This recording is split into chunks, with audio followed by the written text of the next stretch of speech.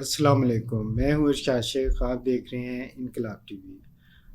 Supreme court میں آج ایک انتہائی اہم پیش رفت ہوئی ہے جسٹس شوکت صدیقی کے حوالے سے۔ سپریم کورٹ نے جو فیصلہ دیا ہے وہ انتہائی اہم ہے۔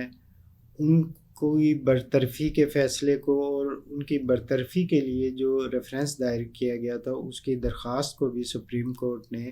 کالعدم قرار دے دیا ہے۔ یہ چند دنوں میں سپریم کورٹ کا دوسرا انتہائی اہم فیصلہ ہے جو اس بات پر دلالت کرتا ہے کہ پاکستان میں عدالتیں کبھی بھی اپنی پوری آزادی کے ساتھ فیصلے نہیں کر سکیں۔ طاقتور حلقے جو ہیں، مقتدر حلقے جو ہیں، وہ عدالتی نظام میں مداخلت کر کے اپنی مرضی کے فیصلے لیتے رہے ہیں، کیونکہ جسٹس شوکت صدیقی نے ایک نجی محفل میں جو اعتراف کیا تھا وہی یہ اعتراف کیا تھا کہ مقتدر حلقوں کی جانب سے ان پر پریشر رہا ہے، انہیں مجبور کیا جاتا رہا تھا کہ وہ نواز شریف کو الیکشن سے قبل باہر نہ آنے دیں، جو اس بات کا ثبوت ہے کہ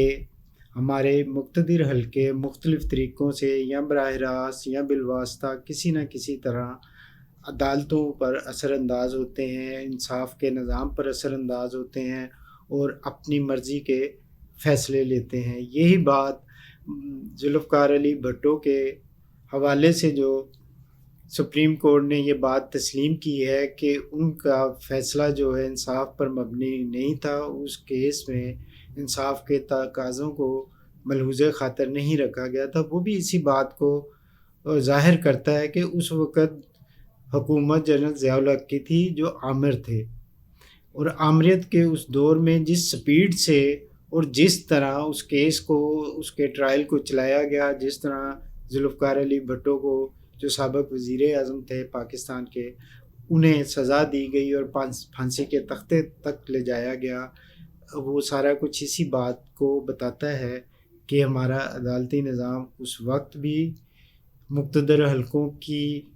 کے زیر اثر تھا، اور اب جب اسلام آباد ہائی کورٹ کے جسٹس شوکت صدیقی نے اس بات کا اعتراف کیا تھا، اس وقت بھی ہمارا نظام جو ہے وہ مقتدر حلقوں کے زیر اثر تھا، اسی لیے ان کو برطرف بھی کیا گیا،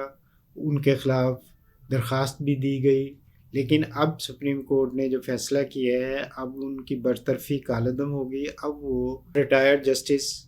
کہلائے جائیں گے، ان کا سٹیٹس چینج ہو گیا ہے۔ امید ہے کہ عدالتیں اسی طرح اپنی آزادی کے لیے لڑتی رہیں گی اور مقتدر حلقوں کے اثر سے باہر آ کر قانون آئین کے مطابق فیصلے کریں گی، اور ہم جو اس دور میں بھی یہ چیز دیکھ رہے ہیں کہ بعض معاملات ایسے ہیں جن میں عدلیہ، ہمارے جج صاحبان انصاف کرنا چاہتے ہیں، لیکن کہیں نہ کہیں سے ان پر کوئی ایسا دباؤ ہے، ایسا پریشر موجود ہے کہ وہ فیصلے نہیں کر پا رہے جو آئین اور قانون کے مطابق ہیں، بلکہ وہ کوئی ایسا راستہ اختیار کرتے ہیں جس سے کسی کی خوشنودی حاصل کرنا، کسی کی رضا حاصل کرنا مقصد ہوتا ہے، جو عوام کو بھی صاف نظر آ رہا ہوتا ہے کہ یہ فیصلے جو ہیں یہ قانون اور انصاف کے تقاضوں کے مطابق نہیں ہو رہے، جس کی مثال آپ یہ لے سکتے ہیں کہ الیکشن سے قبل ایک ہی ہفتے کے اندر پی ٹی آئی کے بانی عمران خان کے خلاف فیصلے آئے،